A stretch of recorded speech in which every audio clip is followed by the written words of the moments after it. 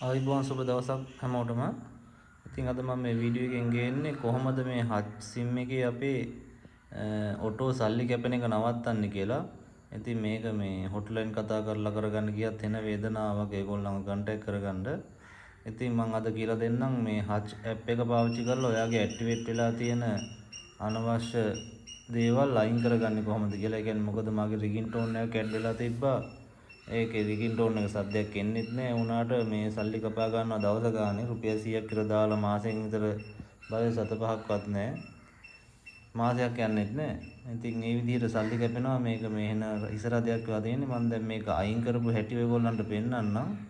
ඔයගොල්ලෝ මුලින්ම Play Store එකට ගිහලා මේ විදිහට හච් ඇප් කියලා ගහලා මේ ඇප් එක පොඩ්ඩක් ඩවුන්ලෝඩ් කරගන්න. ඩවුන්ලෝඩ් කරගත්තට පස්සේ ඔයාලට මෙතනින් මේකේ බැලන්ස් එක එහෙම පෙන්නනවා. ඔයාලා මේ මුලින්ම මේකට ඇප් එකට ලොග් වෙද්දී ඔයගොල්ලන්ගේ හච් ෆෝන් නම්බරය මේකට දෙන්න. ඊට පස්සේ කෝඩ් එක එනවා. කෝඩ් එක දීලා අපිට මේක ඇතුළට යන්න පුළුවන්. මම අනිත් ඒවා මුකුත් ගැන කතා කරන්නේ නැහැ. මේකේ මේ කොහොමද මේ ඇඩ් වෙලා තියෙන සේවිස් අයින් කරන්න කියලා තමයි මම ඔයාලට පෙන්නන්නේ. මෙතන ඔයගොල්ලන්ට බලා ගන්න පුළුවන් මේ පල්ලෙහාම තියෙනවා හෝම් එහෙම සෙට් එකක්ම තියෙනවා පැකේජස් එහෙම කියලා. මෙතන වර්ස් කියලා එකක් තියෙනවා. මෙන්න මේක ඔයගොල්ලෝ ටච් කරගන්න.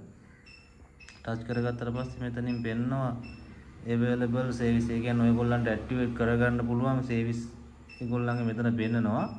ඊට අමතරව ඔයගොල්ලන්ගේ ඇක්ටිවේට් වෙලා තියෙන සර්විස් ටික මෙන්න මෙතනින් පෙන්නනවා. මගේ මෙතන රිගින්ටෝන් එක ඇඩ් වෙලා තිබ්බ මම ඒක අයින් කරලා තියෙන. ඒක අයින් කරන්න ඔයගොල්ලන්ට පොඩි දෙයක් කරන්න තියෙන්නේ. මෙතන ඩිඇක්ටිවේට් කියලා තියෙනවා. ඔයගොල්ලන්ගේ ඇඩ් වෙලා තියෙනවා නම් ඒකේ නමත් එක්ක ඒක ඩිඇක්ටිවේට් කියන එක දීලා ඕකේ කරන්න. ඊට පස්සේ ඔයගොල්ලන්ගේ ඒ වගේ ඇඩ් වෙලා තියෙනවා නම් මොන හරි යම් කිසි දෙයක් අනවශ්‍ය දෙයක් ඔයගොල්ලන්ට මෙතනින් අයින් කරගන්න පුළුවන්.